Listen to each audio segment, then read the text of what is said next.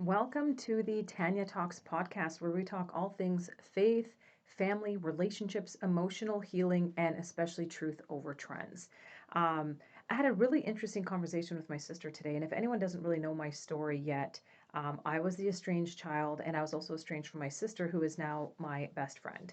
And I realized in a conversation that we were having is the capacity that parents have to be emotionally mature for their children is not always what we expect it to be. And so for myself growing up, a lot of the times I felt like I had to mother my mother, hence where I grew my emotional intelligence to where it was and to navigate all these situations. And it's not uncommon. I mean, most parents were never taught how to contain their emotions. They were taught to fix, to reach out, to over explain, to over justify themselves because we just grew up in a different generation. We don't have the same tools. We don't have the same strategies, the same language, even, right? Think about 2026 by the time I'm doing this episode and all the language that everybody's using and everything from boundaries to, standards to toxic and narcissism and even the good language like Zen. They didn't have that language. They just knew how to kind of get by and survive. And that's not to just make excuses for parents' behavior. It's more of a place of understanding because what we sometimes expect our parents to provide and give us and do for us is sometimes just unrealistic. Even if it's emotional needs or things that we felt like we needed, it's oftentimes unrealistic. And so I was at a dinner with my mother, and by the grace of God, I came up with, I think, a groundbreaking 3-step strategy that I have completely gone through, but never actually named to this extent. And I'm so excited to share that with you guys because I want to make sure that I share it. And I want to get really deep into what that looks like. So, oftentimes, a relationship with a parent is there's one child who's always going to be that child in that relationship. And my mother, for instance, who you can say is emotionally immature, I just don't like that term because she just didn't have the same emotional language that I learned. But she sometimes will be the matriarch in the relationship with, for example, my sister, a lot more than myself. Where my sister is a little bit more of that child, she allows my mom to be more of the mother and she doesn't really mother my mother so much. Whereas for me, from such a young age, I was almost forced into that independent role. And it got me to start being such a, mm, playing more of that matriarch role that I started to more mother my mother, right? Where I was aware of emotional trends and the emotional resilience and strength that I was carrying that she didn't necessarily have. Now, obviously, that's a big reason that led into my estrangement in the first place before I really understood what was happening. And so when I came up with these 3 steps and this concept, it made me realize. By the way, I have my sister here on my side, so if you hear her chime in or want to ask additional questions so that we can get deeper into this, I really asked her to do that. Um, but everybody now, there's like 2 out of 5 family members, maybe even more, that is doing therapy in some capacity, right? So therapy is such a growing culture. And where I think therapy came in, especially, is for anyone who follows me, I talk about how, Carl Rogers introduced this person centered therapy back in the 70s. And it just has a growing culture because of empowerment and protecting your peace and really healing your inner wounds. And so there's a place and there's a time for therapy. And I think that therapy was especially useful during what I call stage 1. So there's 3 stages that I'm going to walk you through. Stage 1 is where therapy is actually great. It's the first time you're learning about boundaries. And when I say boundaries, I don't mean the common label, I mean standards. Being able to say no when you don't have your ability to have any kind of standards in a situation. This is often called boundaries. I think that it's important to start to learn that language. And so when you go and see a therapist, myself included, you're starting to uncover in stage 1 the language, the triggers really inside of you, things that have activated you, why you felt insecure, why you felt shame, why you felt guilt, why you felt resentful, why you felt all these ways about yourself. You have this certain self-image, these insecurities, these things that you're trying to process, and oftentimes it has to do with your childhood wounds, the childhood hardships that you've gone through, the emotional needs that weren't met, family going through a divorce, all of the different, seeing abuse in your home. All of these have a direct impact on how you view yourself. And stage 1 seeing a therapist, seeing a psychologist is incredibly great at uncovering all of these things that you used to once suppress. And I'm talking about the really great therapists, not the ones that could potentially start to almost alter some of the memories or things that never happened, right? Because we do know that that exists. But stage one is powerful. The problem is no one is ever taught how to get past stage one. And this is why we're seeing the growing trend of estrangement. And I know some people will be like, it's not a trend, it's new, you're right. But what is becoming a trend is the fact that more and more people are cutting them off for things that aren't even real abuse, right? And that's when I say like a growing trend is because people are learning that language and now choosing to cut off versus repair. And when you're in this stage one and you're healing through all of this, what typically happens is you now learned the language before you had the emotional capacity to process it, and then you're not really given the tools to emotionally process it or repair. And when I say tools, I'm not talking about meditation, cognitive behavior therapy, tapping, all of the different methods that help you regulate your nervous system. That is incredibly important. But that is just regulating your nervous system so that the past thoughts are not overwhelming you. That's going to lead to more depression or more anxiety or more, mental health issues. This is where I think it's really powerful to bring the awareness and bring to the surface the emotions that you've been suppressing, the thoughts that you've been feeling. It's incredibly powerful. But when we end it there, we have a generation which we're seeing now that is stuck, completely stuck in that space. And when you're stuck in that space, what happens is we oftentimes paint our parents as the villain, the people who have hurt us as the villain. And why we do that is because, well, I just uncovered all of these emotions that I have, these negative, the anger, the frustration, the everything is surfacing. And now I'm realizing the person that might have fed that or the people that might have actually created those emotions. And because of that, you're now going to start to naturally build frustration and resentment towards those people or that person.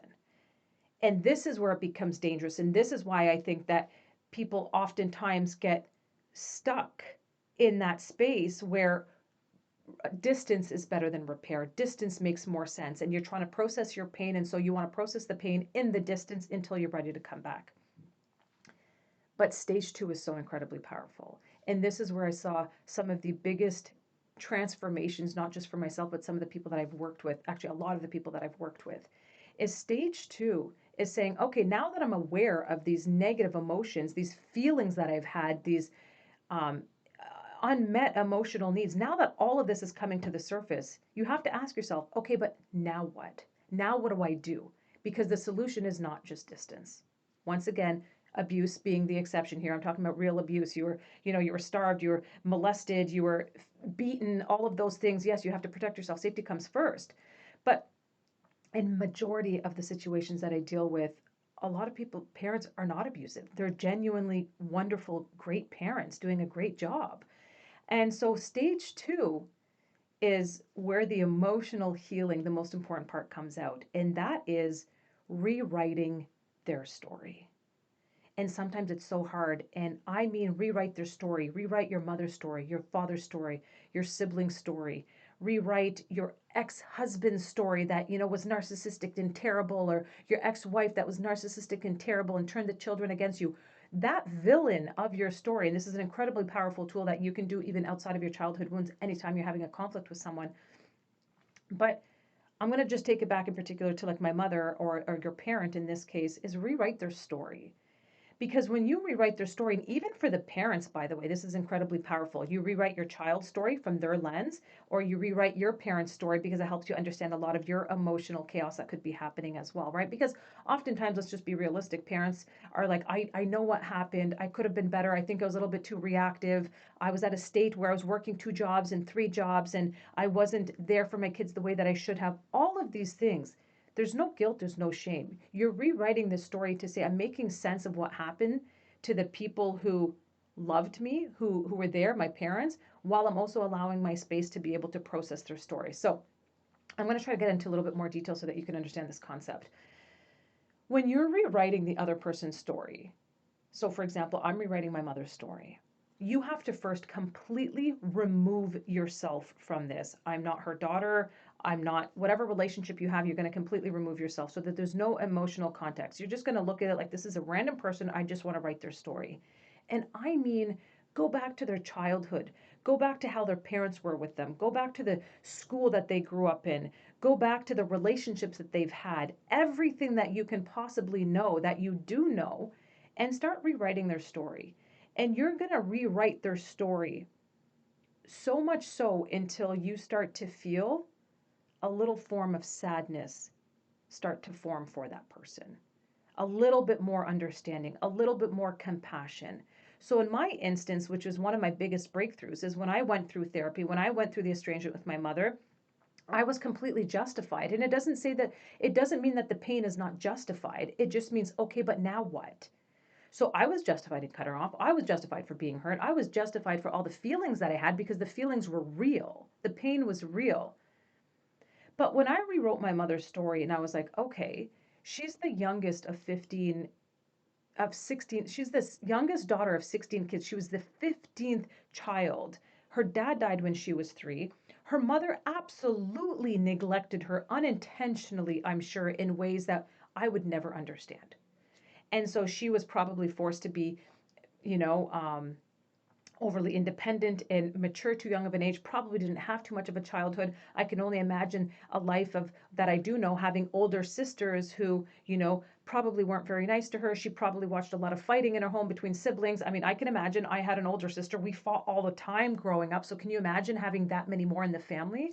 Um, I know that she grew up fairly poor. They were living in a house with no heat at one point, eating out of garbage cans. All of these things. I rewrote her story until I was sad for her. And I genuinely felt so sad. Now, maybe not everyone's parent is going to be as sad, and some parents are going to be even worse and sadder, especially if you've got parents who maybe have addiction or whatever it is that they're suffering with. But when I rewrote her story and that compassion came through, it allowed me to start processing two different feelings. Where now in stage 1, where I had the resentment and I had the anger and I had the pain and these feelings, I started to transform those into understanding and compassion. Once again, not anywhere in here am I saying that no, my feelings weren't real, or that, how I felt wasn't justified, or even that my pain didn't matter. But it allowed me to say, okay, wait, all of these things in stage 1 that I completely made about me, stage 2 helped me realize that none of it was personal. It wasn't that I wasn't loved enough or not loved at all, or it wasn't that I was cared about less. None of that was true. To my mother, she did an incredible job compared to how her mother was with her, even if my emotional needs were still not met. And so when I'm going through this stage 1 and stage 2, and now you can see why stage 2 is such an important piece, to allow the feelings and the emotions from stage 1 to actually process through you and bring up that level of compassion and understanding that nobody else is really teaching. What happens is people start to, in the coaching industry, in the mentorship industry, in the therapy industry, there's someone that's maybe starting at stage 2 without going through stage 1, and then there's people that are going through stage 1 but never getting to stage 2, let alone stage 3. And stage 3 is really where the transformation happens, because this is now where you're rewriting your story. And rewriting your story is where everything comes together, because you start to realize, wait, I've built this an entire identity, right? And that's what happens is a lot of times we form this identity around our pain. But our pain is not our identity. But what happens is from these childhood wounds and these hardships and these struggles that we've gone through in our childhood, the things that people have said to us, the things that we've seen in front of us, the things that our parents, our siblings, our teachers, our bosses, our exes have said to us, form a piece of our identity. And when you start to realize, when you start rewriting other people's stories, this was actually a part of their identity, not you. But you started to form your identity based on how they were and what they were experiencing. So stage 3 is so incredibly important, because you're rewriting your story and saying, now that I'm aware that I formed a big part of my identity based on something that had nothing to do with me, this is your opportunity to start rewriting your story. This is where you're able to see, I can completely almost destructure and break down everything that I once believed about myself and start making space to building an entirely new one. And when I did that, thanks to the work of some incredible people, especially Joe Dispenza, I've been reading his book since I was like 19 years old, and it really had me understand that I can lose my mind and create a new one. And you can do the same thing with your sense of self, your identity, who you are, and really give yourself a chance to uncover who you are. And this work is so important and so powerful because it helps both the parent and the child who's holding on to the parent's pain and what they've done to you. If you work through these steps, I can almost guarantee you that you're going to completely transform the way that you see the people who have hurt you in your life. And even for the parent, when you start to go through this work, you're going to see how the way that you were parented also affects how we parent, which is sometimes it's hard to digest, but it's so transformational because that's really where the growth happens. And I can tell you, when you go through these stages, you become a healthier, happier, more grounded version of yourself because you are no longer now triggered by the people who are used to once trigger you. When your mother, your father say something that once used to trigger you, you don't anymore because you understand the capacity that they're operating from the place that they're operating from, and that has nothing to do with you personally. And so I really wanted to share this, and I know that I can dive into each of these conversations more and more. So if you haven't already, make sure to subscribe to the podcast, listen in for each of the episodes. You can watch this on YouTube as well. And I want to say thank you for joining me on Tania Talks.